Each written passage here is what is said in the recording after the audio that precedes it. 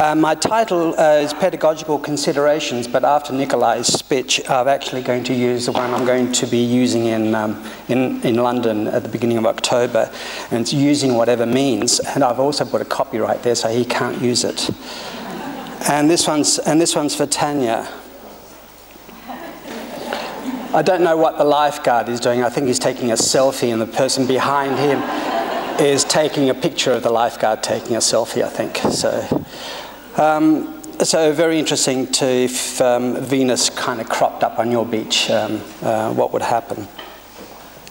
What I'm going to be presenting on, a couple of big ideas on genre in the brain, some teaching and learning principles that have come out of my work,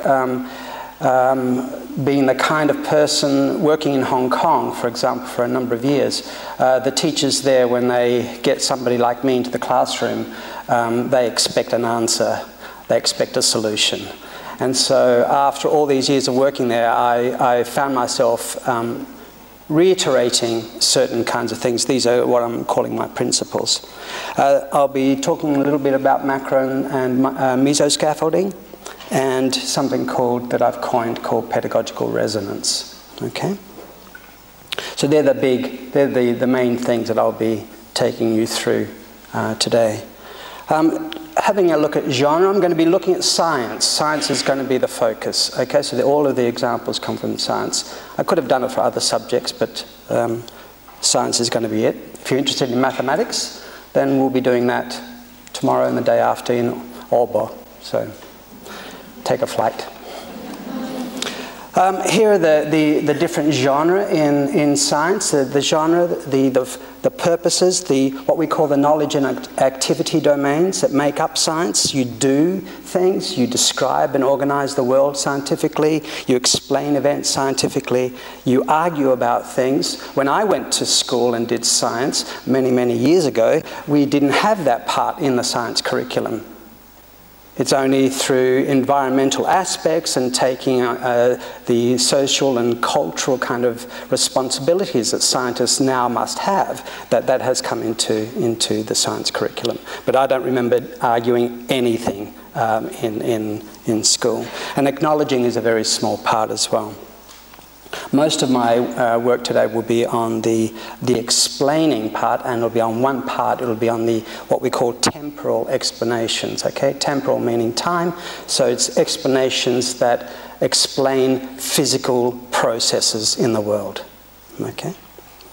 Looking at the brain, then, here's some things that I have kind of pulled together from various sources. I've given you the kind of, what should I call it, the layperson's quotes. Language processing involves complex synergies between multiple brain systems. This is from Professor Terence Deacon at the University of California. Interesting person, anthropologist and also neuroscientist.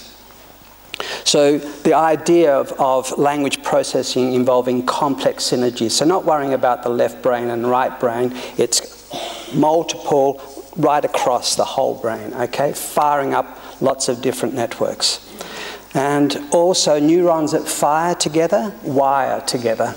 So when two neurons fire at the same time repeatedly, or when one fires, causing another to fire, chemical changes occur in both so that the two tend to connect more strongly. Okay, so the idea that my pedagogy will be based on knowing that a strong brain will develop from having different networks firing off at the same time tells me a lot about multisemioticity, okay? Multisemiotics, okay? Or multimodalities. I think I've moved from multimodalities to multisemiotics. And also, the more a system in the brain is activated, the more the system will build or maintain synaptic connection. Okay? And so through moderate, predictable challenges, our stress response systems are activated moderately. This makes for resilient, flexible stress response capacity. So in one sentence, this is what I get from all of this in terms of teaching and learning.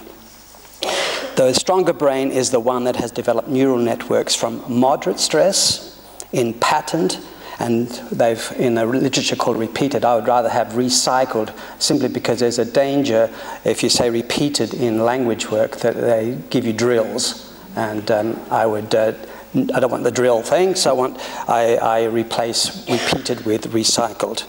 And I'll give you some ideas of what I mean by recycling as well. Okay, so if we have a look at patterns in recycling with moderate stress, and I want to get to learning, then in a sense I have certain resources and tools to work with, and I've got a goal. The goal is learning. And as I go from one to the end, to the other, I go from copying and mimicking the resources, I go to controlling the resources, and then finally, in a sense, potential improvisation, new meanings with the resources. Okay? And to get to that, I'm doing ongoing recycling through macro, meso, and micro scaffolding. Okay? That's pretty easy. All right, so don't be worried about the fact that students are copying you. Okay? In the end, basically, teachers will say, an excellent student when the student is doing what the teacher is doing. Okay. So here are some teaching and learning principles. As I said, I've taken them from the classroom. I've realised I kept on saying these things over and over, so I decided I'd better document them. So the what. Identify patterns of meaning. Okay, so we're looking at patterns. This is what the brain theory is kind of telling us about patterned ways. And so this is patterns in the scientific knowledge and patterns in the language. I say work with fundamental principles of the knowledge. Okay, this is important in terms of discipline work. Someone who does not know the discipline cannot teach the discipline. Okay, that's important in terms of primary school, middle school, teaching of subjects like science. Okay, if you don't know the science, if you don't know the mathematics, it's going to be very difficult for you to, in a sense, think of the fundamental principles of those subjects. Okay? So, an understanding of the foundations so that students see how the variables work in different contexts. All right. Sequence and design the activity so the field is built up efficiently and effectively. So sequence the components of the unit of work to provide a macro scaffold, and sequence and design the activities in the lesson so that they provide a meso scaffold. The next one is increase the degree of accessibility to the field. So break up the field into manageable bits and provide multiple access points to the meanings. That was my first kind of way of talking to teachers about multimodality, multi-semioticity, was not to say, you've got to have a multi-semiotic classroom. I said, maybe you should provide multiple access points to the meanings. And they go, oh, I understand that. Okay. Shift along the register continuum. When I say register, I'm talking about Halliday's notion of register. Shift along the register continuum from left to right. So move from the close, the concrete and the observable to the distant, the technical and the non-observable. Okay, it'd be a typical kind of sequence to go through. So they are the principles, 5 principles to do with what. Now I'm going to move to a few principles to do with how. And one of the first is prepare rather than repair. Okay? So I have a lot of teachers who say, I've got a syllabus to go through. I've got to get to that. And then I said, well, you know, you're just losing the students as you go along. Maybe it's better to prepare it better, and then they can become independent learners at the end there. So learning from your mistakes is one thing, making mistakes because things are ill-prepared is another, and assessing students more often does not improve the outcomes. Okay, that comes from a situation in which they examine you, they test you like forever. Okay. Success leads to success. Okay, so maximise the students' success at every opportunity. They keep on failing, they'll tell you where to go. Okay. Ask questions that can be answered, but also deepen the knowledge. Okay, I'm not into kind of either reducing the curriculum, reducing the challenge, etc. We're talking in terms of Vygotsky's term, in terms of working within the zone of proximal development, etc. But make sure that the answers to your questions are retrievable by your students from inside the classroom. Okay, so questions like, especially in a lot of situations, in multilingual situations, questions like, so who's seen, that kind of question is not retrievable from in the classroom. Okay? But if I provide something and then we ask questions about that, that at least guarantees that everyone in the classroom has seen it. Direct your questions to specific students rather than ask questions addressed to the whole class. I've seen that happen with not only myself but other teachers where in a sense they have been very, very precise about that asking certain students. But remember that the whole class, the teachers develop a culture in which the class knows that they're going to be asked a question, and they know that the teacher has provided opportunities for them to be successful in it. Okay, so they are willing to participate. Develop a deeper understanding, e.g. through how, why and what if questions. And the last one is vocabulary is patterned. So concentrate on the recycling and identify the patterns in the field. So work with semantic webs. Work like a thesaurus, as Jim Martin says, rather than like a dictionary. Okay? So they're the principles I've kind of documented. With the scaffolding, here's the macro scaffolding. And you've got time as the y-axis and genre register as the x-axis. And working from the concrete, the observable, the doable, right there and there, you've got experiments. So you're actually doing things. And the language that accompanies those kinds of things are things like observe, the colour changes. Okay, it's a typical kind of construction. Very simple grammar, by the way. Imperative mood, very concrete actions, etc. Moving along, what we're doing now is by asking them to recount what they did, the procedure recount, is you're recycling the content words. You're changing the grammar, but recycling the lexis. Okay? By doing that, you have an authentic situation where they have to repeat observed and colour changes, etc. But now it's no longer in the imperative form in terms of observed. Now it's in the past tense form in terms of observed. Okay? And then we can move on to, this is quite a shift now, we move on to not the past tense, but the present tense. So how is it done? And what you find is that there is a completely different purpose for doing that. So the purpose now is an explanation, but with humans involved in that. In other words, not the frog cycle. I hope humans are not involved in that. But something like, an example is how milk gets from the cow to your refrigerator, that kind of thing. And the most difficult one is explanation without human agency. So the kind of language is the carbohydrates are sent to different parts of the plant and oxygen is given off through the stomata. Okay? So here's a definite, now that's the macro scaffold. So in a sense you go from the experiment, the procedural recount of that, you move to possibly explanations, a few lessons down, and then explanations with human agency would be more accessible to students, and then explanations without human least accessible. We move to an example of mesoscaffolding, and this is a definition from a book forthcoming, because mesoscaffolding is actually used by Leo van Leer as well, but he sees his as more of a macro scaffold level something, whereas I see mine as completely different from macro scaffolding. So mesoscaffolding, in the sense that it's used by me, can be achieved through the incremental shifts in the register by taking small steps backwards and forwards across the register continuum in the myriad interactions that happen in the unfolding of a lesson.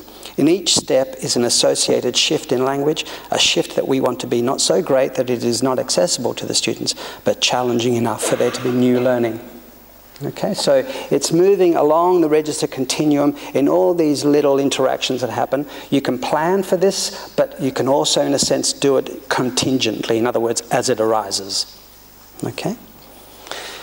And you can do it this way. So mesoscaffolding can be achieved by changing the language opportunities, by changing the number of people in the communication, the space between the people in the communication, and the time between an event and the talking, writing about it. Now, those three, the other one, the fourth one is in italics, so it's slightly different. Those three, if you increase the number, you will move to the right, you'll move towards writing of the register continuum. If you increase the number of people in the communication, you're moving to the right on the register continuum. If you increase the space between the people communicating, you're moving to the right. If you're increasing the time between what they're talking about and when it happened, what's happened, etc., and when they're writing, documenting, talking about it, you're moving to the right. So if you find that students are not understanding certain things, then you move to the left. You reduce one of those. If you feel that as if they've understood it, you move to the right. You can increase those.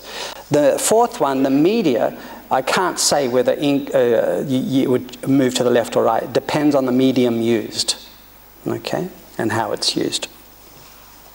So that's what you can do in the classroom as a kind of thing. How could I do it? Change one of those. And here's a register continuum. All right, so we've got this, and we've got concrete, everyday, common sense on the left-hand side, language accompanying action, spoken, and on the right-hand side we've got the technical, abstract, languages, reflection, written. And so just to give you an idea of what's happening in meso-scaffolding, we could have students in small group work, and the length of the box that I've got them in indicates to you how much of the register continuum is covered by that kind of activity. But that's it's just an example. You could have a smaller one or a larger one, it doesn't really matter. The teacher guiding students in small groups. So I've added another person, the teacher, who has power, who has status, who has knowledge. They've come into the situation. Context 3, student groups presenting to the class.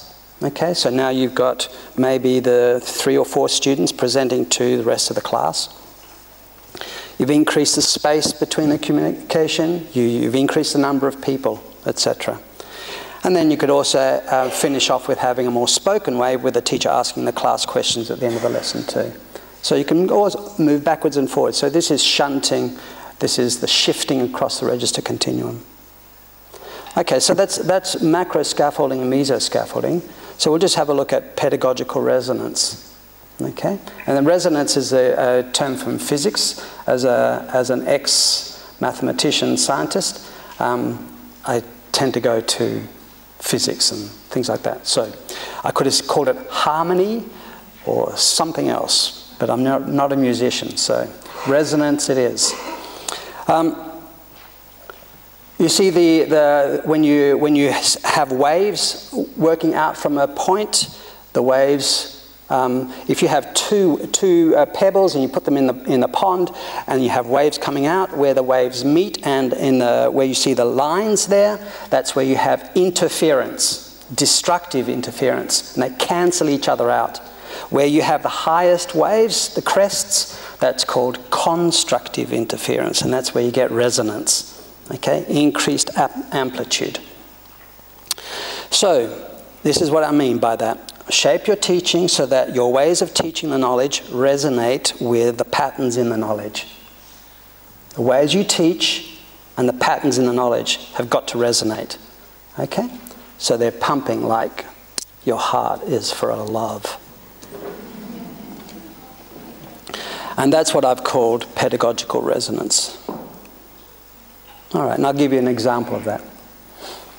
A lot of you would have done this at school, looking at change of state, solid, liquid, gas, etc. And I see this many, many times in classrooms, and they go, if you go from a solid to liquid, it's called melting, and if you go from liquid to gas, it's called evaporating or boiling. If you go from gas to liquid, it's called condensing. If you go liquid to solid, it's called freezing. Well, what is missing there, because the students then just learn this almost as if they're facts. What is missing there is, what is the difference between the solid and the liquid and the gas? And the big factor there is, of course, energy. Increasing energy of the particles there, and also then decreasing energy there. But even better would be if instead of having the 3 items separate, would be to have them as a continuum too. So it's actually one continuum there. Okay? This is what I'm talking about. You get a deeper understanding if the teacher understands that what is connecting all of them is basically kinetic energy. Okay? The same thing with this kind of thing. You've seen these as what in the genre books called descriptive reports, or description now I'm calling them. And you'll see that the text will end up looking something like you see here, vertically. Okay? But what you'll see in the books is sometimes you'll see these things here. I'd rather it wasn't horizontally. I would rather that the students, in a sense, had the boxes in the order that they come in on the page. And definitely not like this. Okay? Because we don't know how to read this. We don't know which one comes first, because there is an order. Okay? we could do a radial one like this, because of course this is based on the actual item. So if you've got the eye or the body, if you want to do the body parts, you'll put the labels on the different body parts, the places there. You won't have a list of body parts there and then a picture of the body here. So this is perfectly okay. Why am I saying it should be like this? Well, there is a connection between the first two. And the connection between the first two, and they must come in that order, is that you get classification first. That's what a scientist does. You are, I heard the word apprenticed, you are apprenticed into the discipline by enacting these kinds of social cultural activities, these genres. So you classify and you base that on the appearance. They've got to go together. And which one is the last thing that you'll see in this text? You'll see the last thing will be where humans are involved. Okay, and that'll be the last one. So in other words, highly objective at the top, subjective down the bottom. Okay, that's the order, and that's how we want the students to understand it. So have it horizontally doesn't really resonate with the way they've got to remember it. The same thing here. Okay, you've got rocks. Now, do they need to be in that order? So what the teacher is drawing on the board, does that have to be in that order? And I'm saying that would be a good idea, seeing as that's what you're supposed to understand. Igneous rocks are ones that have come out of the earth through volcanoes, for example, sedimentary, been laid over, metamorphic. We know that that's the sequence, that's the order, okay? And so they need to come in that order. That's how we want the students to remember them, okay? How about this one here? I saw a task for young students, and the homework was learn the first 20 elements.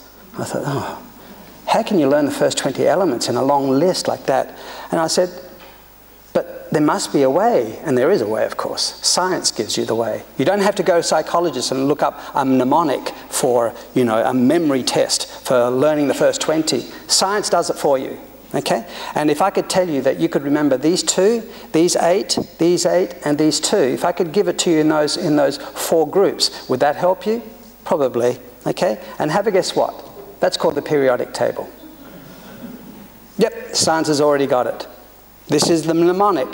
Okay? So let's see why it works like that. So I'm going back to the science. You've heard of a nucleus. It's Niels Bohr and Rutherford. Okay? A Dane and an Australian living in London.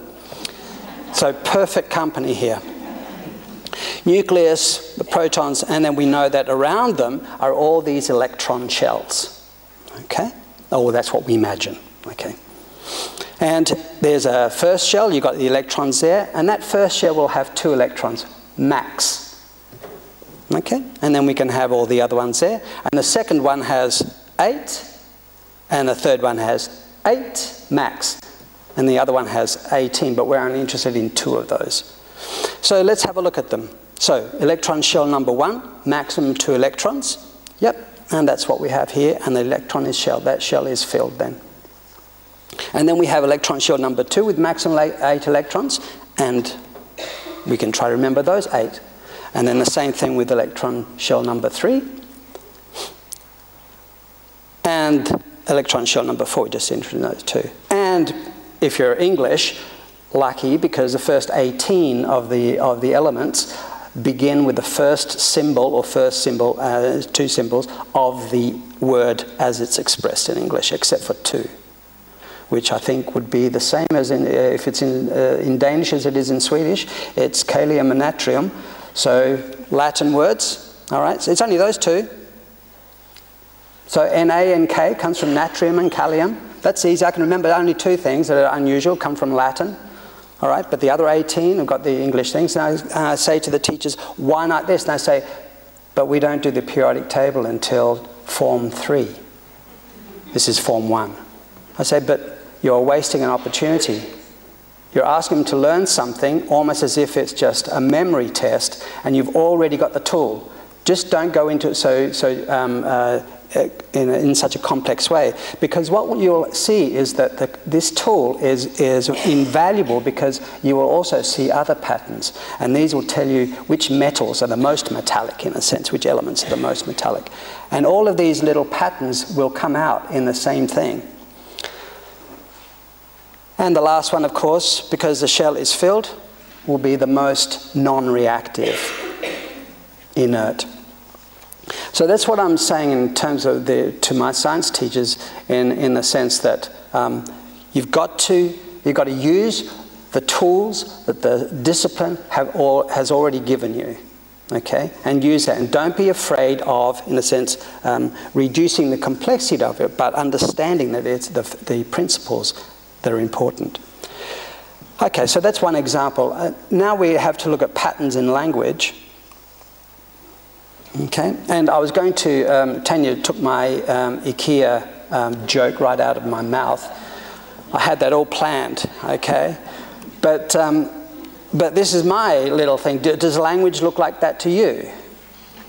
Okay, made up of all these little bits, okay, that you may find together. All right, I would rather look at it in terms of patterns again. And of course, if you were an engineer, you'd be able to say, well, that belongs to that. And I'd say, where do you get that? And I'd say, well, that's the system. That's the system, the chassis system. That's the drive system, the fuel system, the electronic system, etc. They're talking about systems just in the way systemic functional linguistics also talks about systems. All right. So let's have a look at this pattern here. So we're starting from the concrete. Okay, we're doing an experiment. And I'm going to look at this experiment, this text that's telling students how to do it. Okay, boil some water in a beaker, etc., and take a small green leaf and boil it and take out the leaf. Okay, they're doing photosynthesis here. Let's have a look at this plus a little bit more of the text and see what the patterns are. So here are all the processes, for example, in this text. Okay, and you can see that they're all got to do with actions here. That's typical of a text that needs, whose purpose it is to instruct you. And then these are the grammatical participants in the text there. And you can see that we've built up the text, okay? This is, another metaphor we use would be architecture, the architecture of the clause, okay? And the last one is, what are the circumstances in which those processes go on? And you can see that now we've got the three colours there, and we've got the full text. Okay, so there's a pattern. And you say, so what happens in the recount when they are recounting what they did? What do we have there? And you find that it's the same pattern, the same colours, it's just that the grammar inside each other has changed. So we could do this. Okay? And in English and in Danish, I'm sure, you can have it in the passive form as well if you needed to. We could talk about why you'd have it in the passive, but let's just accept that you need to put it in the passive. So you could do it this way as well. Okay? So understanding the patterns tells you, gives you an idea as to whether the demands that the activities you are using in the classroom are actually too great or not high enough. Okay? So now we're going to move to the temporal explanations. That was the genre I mentioned at the start that I was going to focus on. So the patterns in the language of temporal explanations. Now temporal explanations can all be represented as a flowchart like this. A linear one with more complexity if we want it, or linear but meeting up at the other end. Okay? So there's a movement, all right? So let's have a look at one example, okay? So it's always good with temporal explanations to have visuals and to have simulations, okay? Because one of the things that language does not do very well is to realize, to construe, to express the small changes that go on in a physical process. Every little change that goes on, okay? Where language is very good at static things, okay? But not very good at dynamic things. So here's the cycle. We'll have it in clockwise direction. I would prefer that you did it in clockwise rather than anti-clockwise, okay? We read in English from left to right, etc. It's probably a good idea to go with the thing there. We have the phenomenon here. Okay, so the water on Earth is continually recycled. This process is called the water cycle, and it could be seen as the most crucial natural cycle on Earth. I haven't told you how it happens. I've just told you what it is. That's the phenomenon identification there. Okay? Now I'm going to go into the sequence of activities itself. So the cycle begins when solar energy evaporates water from the oceans, lakes and rivers, and the water vapor rises into the atmosphere, and this process is called evaporation. Okay, that's typical thing where we have action, action, action, action, technical name for that process. Okay, so the water vapor, and this is what we have at the end, right? The water vapor rises into the atmosphere. That's the product of the evaporation phase. So now we begin the next phase with that, the product of the previous one. So the water vapor rises and is typically pushed over the land by winds and forced up because of mountains. As the water vapor rises, it cools and turns back into tiny water droplets. This change from vapor to liquid droplets is termed condensation. As more and more droplets come together, clouds are formed. So what we have these water droplets that have coalesced, okay, and they've formed these things that are called clouds, but really it's just water droplets. And it's only because light can't pass through all of these water droplets, etc., to our eyes that they look black or white, okay? But it's just water droplets. So when the droplets forming the clouds become too heavy, they fall back to earth as rain or as ice crystals, hail and snow, or a mixture of both, sleet. These phenomena are called precipitation. So now we've got precipitation. And so the precipitation finally seeps through the ground or falls directly into streams, rivers and lakes, and because of gravity eventually finds its way into the oceans. And when the water is exposed to the sun, the cycle begins again. Okay? Now, I've written this text, so it's a wonderfully written text. Unfortunately, a lot of textbook writers are not as gifted. And there's a lot of work that needs to be done to, in a sense, overcome the difficulties that the badly written texts introduce. Okay? So that's the phenomenon, that's the activity sequence. And then you have evaporation phase, condensation phase, precipitation phase, and the collection phase. Okay, so there you can see the patterns in these temporal explanations. Nice and neat. Now, I'll show you an example where the teacher, what the teacher did not resonate with what the teacher thought they were doing. Okay, so what they were doing was not resonating with how they were doing. It was not resonating with what they wanted. So this is about how the human ear works, and the teacher wrote this text. Which you see on different lines, and he had copied out the text for each pair of students, cut them up into strips, put them in random order, and then said to the students in groups, I want you to put in the right order. Half the class did it well, half the class had great difficulty.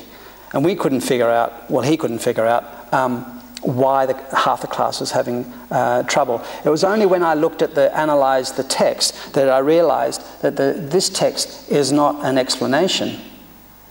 It is what we call a composition. In other words, it tells us the component parts of the ear and what their functions are. Because if you have a look at what is called the theme, or let's say the beginning of each of the lines there, you'll see that the majority of them begin with the components of the ear. Now this is the thing that you should be doing before you do the explanation, but it is not the explanation. Okay? So how do you change this? So you've worked with the students. How do you change this into an explanation so you get the flow? Okay? Remember, sound waves have come into the pinna, into the ear, travel along the ear canal to the eardrum, to the bones, to the cochlea, to the auditory nerve, to the brain. Okay, that's the process. So here's the original text up in the top right-hand corner. And so the pinna collects the sound waves, and so we have the sound waves here are directed by the ear canal to the eardrum. And the eardrum is hit by the sound waves, which make it vibrate. Now, the result there is what? This thing, right? I can't have a verb at the front though. All right? Because if I had a verb at the front, it'd be an instruction, the imperative. So how do I change that to make it a statement? I have to change the vibrates into vibrations. I have to nominalize. Okay? So the vibrations are amplified by the ear bones and they pass on to the cochlea. And then the cochlea changes the vibrations into electrical messages. The electrical messages are carried by the auditory nerve to the brain, and the brain interprets the messages as sounds. Okay? There aren't sounds going on in here, by the way. Okay? Sometimes there are. So what we see here is the arrangement of the previous language, the original text, just the rearrangement changes its function now. And you make it flow so that it matches the flow of the hearing, okay, the dynamic process. So if you just look, and I'd always have a visual with an explanation. Don't separate the verbal, the words, from the visual. Put the words inside the visual for a temporal explanation so that there is closeness in terms of words and the place where it's happening. And this is how you'd read them. Now, I haven't asked the teacher, but I suspect that he thought that he was helping his students by not having the passive voice in the original text. If we went back to the original text, you'd see that it's all in the active voice. And people are wrongly, even, I would say, stupidly, told not to use the passive voice. But this teacher didn't use the passive voice, tried to avoid it, and in doing so actually made it difficult for his students. You have to use a passive voice because of what comes as theme in the clause. Theme controls that. And if you want this flow, you'll see actually this text, it's just a coincidence, that the top three are in the active and the bottom three are in the passive. Something like that. Okay? So where do we see temporal explanations? You can see them also inside other texts. So for example, if you're looking at deforestation and you're looking at the three factors there, or consequences, you've got consequence 1 being habitat destruction, consequence 2 being carbon dioxide increase in the atmosphere, and consequence 3 being soil erosion, then you could see that inside each one of those there will be a temporal explanation. Okay? And if we choose one, soil erosion, we can see how you can visualize that as well. This is what the teacher would be doing in the classroom, visualizing this flow. So cutting down of trees leads to removal of protection, and that leads to exposed topsoil blown away by the wind, and exposed topsoil is washed away to rivers by the rain, and flooding, which can cause further erosion. And now we're going to call all of that erosion. Okay? And then that has two effects, two consequences: loss of agricultural land, and land may become desert. Okay, so there's your visual representation of that flow. We had the visual representation of the ear and how we hear. Now you have the visual representation of erosion. Okay?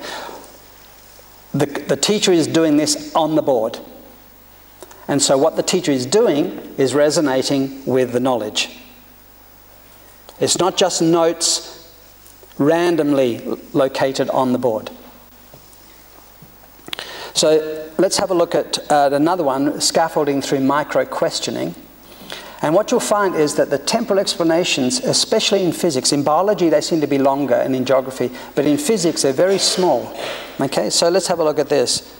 So you've got a circuit, and there's the light bulb there in that circle there. Can you see the light bulb? All right, and a wire S has been added to this circuit. So originally there was no wire S, then they added, and the light bulb glowed.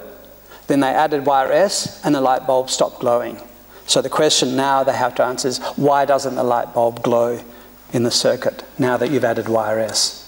Okay, and the teacher said, I want to teach my students how to write an excellent explanation to this. Okay, so my suggestion was to do it through small bits of information. So, and recycling. So here we go. The light bulb doesn't glow. That's your observation. That's what a scientist does, observes. And then you ask, why doesn't the light bulb glow? And the answer is because the current that is flowing through it is too small. And then you ask, why is it too small? And you say, because now nearly all the current flows through YS instead.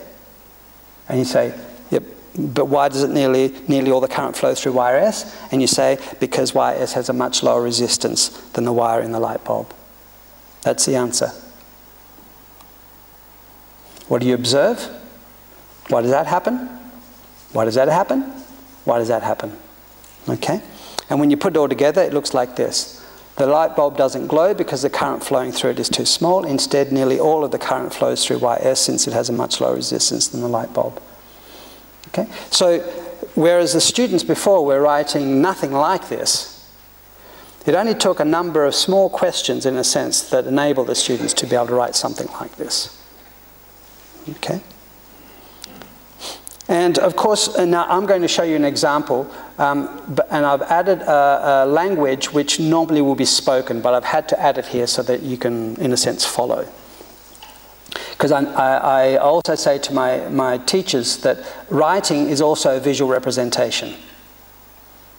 Okay? So if you've got multilingual kids in your classroom and all you're doing is speaking, you realise that it goes in one ear, maybe stays inside the brain for a little while and goes out the other ear. You can't grab hold of spoken language, so you've got to grab hold of it. How do you grab hold of it? Through writing, in a sense, and through other visuals. So how can gas be compressed? So here we have the syringe, a plunger, an open end, and air in the syringe chamber. Okay?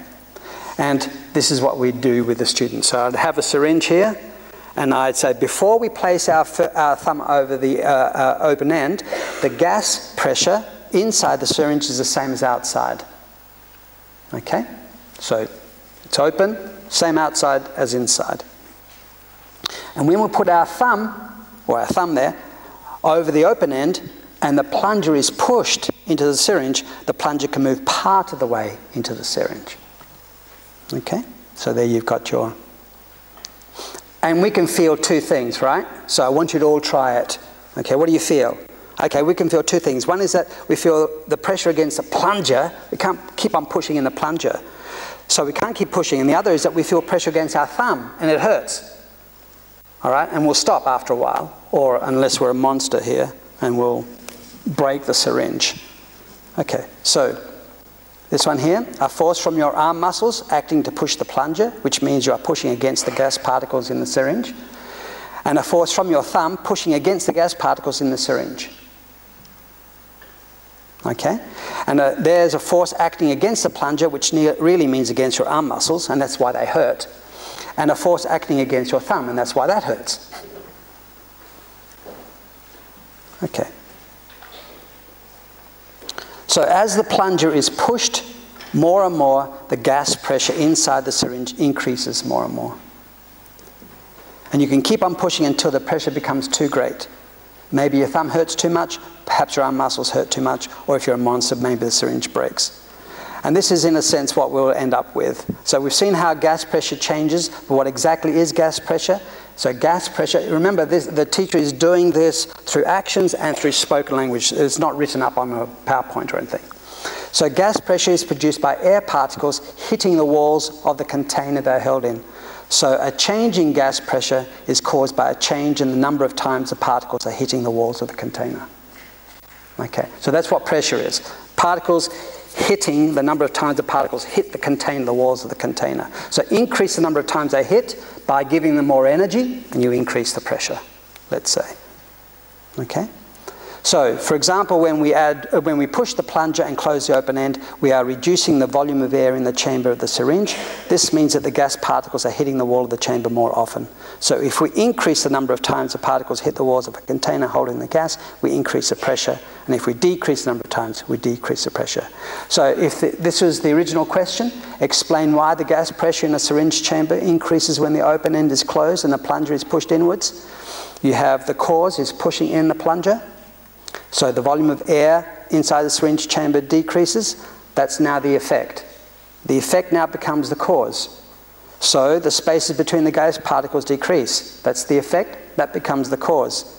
So the frequency of the gas particles hitting the wall of the syringe increases. That's the effect. That becomes the cause. So the gas pressure increases.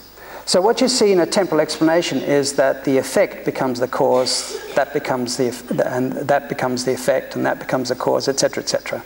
All right? That's how you get the flow.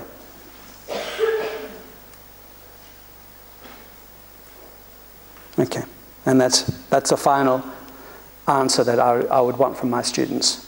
When we close the open end of a syringe and then push the plunger, the volume of the syringe chamber decreases, so the spaces between the gas particles decrease, so the number of times the gas particles hit the wall of the syringe increases, so the gas pressure increases.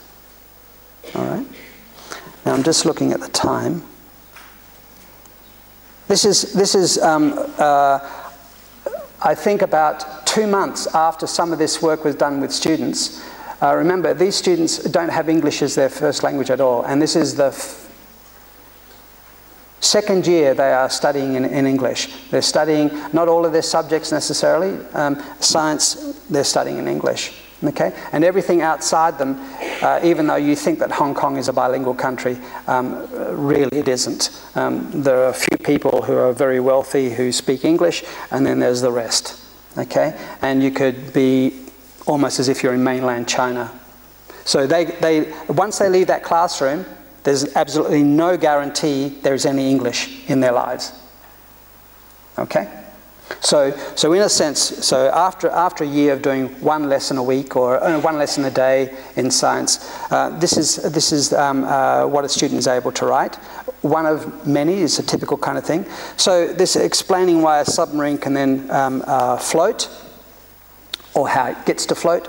So a submarine with the same density as seawater is moving in the sea, and when the pump is turned on, it draws water away from the submarine. And this is the student now. This is the student's writing. As the water is pumped away, the amount of water inside the submarine decreases. And as the amount of water inside the submarine decreases, the density of the submarine decreases so that it is lower than the seawater outside. Since the submarine now has lower density than the seawater, it floats to the top of the sea. So you can see the flow here, and it might seem a little bit overdone, but this is a good thing. Remember what we had as the movement? We have control, copying, then copying and mimicking, control the resources, and then in a sense becoming independent, maybe improvising, critiquing, creating, etc.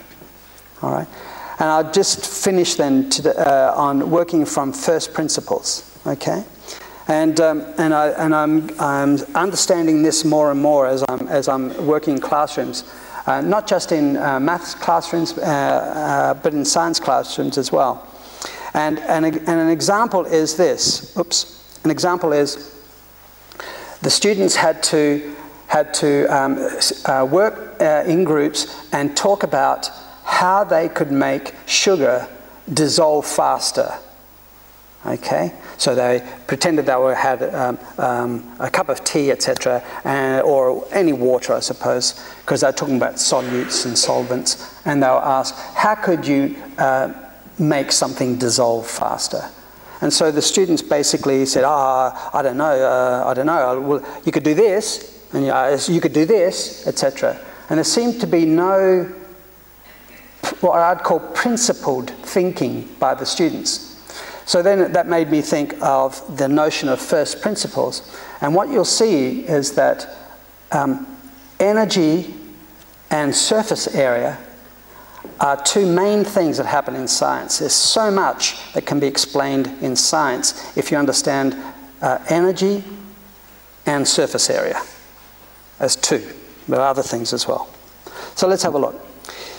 You increase the speed of dissolving if you increase the chances for interaction between the surfaces of the thing you are dissolving and the liquid in which you are dissolving it. Okay? So you increase the dissolving if you increase the chances between the thing you're dissolving and the thing you're dissolving it in. So how do you do that? How do you increase the chances? Well, one way is to increase the surface area of the thing you are dissolving, for example, the sugar. And the other way is to increase the kinetic energy of the liquid you are dissolving it in, e.g. water. Okay? and then we'll come back to this, but let me just have a look at the surface area. So here's a cube of sugar, okay? 1 centimetre by 1 centimetre. So it's a cubic centimetre. All right? And we've got a surface area of a sugar cube then would be 6 cubic centimetres, or 600 millimetres squared. So there you've got your typical sugar cube. That's the surface area. So what if you had grains instead, grains of sugar, and each one was 1 millimetre square? And what you work out then is that the surface area of a grain of sugar is 6 millimetres squared, and if you had 1,000 of them, because there would be 1,000 in a cube, then you'd have 6,000 millimetres squared. Okay? In other words, 1,000, 100, 100 times more possibilities because the surface area is increased. Is it 100? It's 10.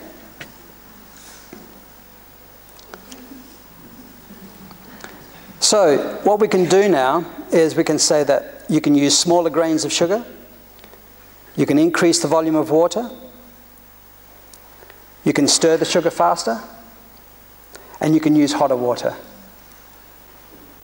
Okay, so in a sense, they had to work with if they worked with 2 elements, they could come up with 2 ways with each of the elements. One element being increase the surface area, the other element being increase the energy.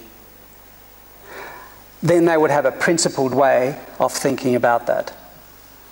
Okay? And that would be true then for a whole lot of other topics. It wouldn't just be about dissolving, about stirring. It would be about a lot of other things. It would be about, for example, the exchange of one liquid to another liquid through a membrane called osmosis. It could be the exchange of gas when you're taking in air, when you're breathing. How does it get into your lungs and all that? Ooh.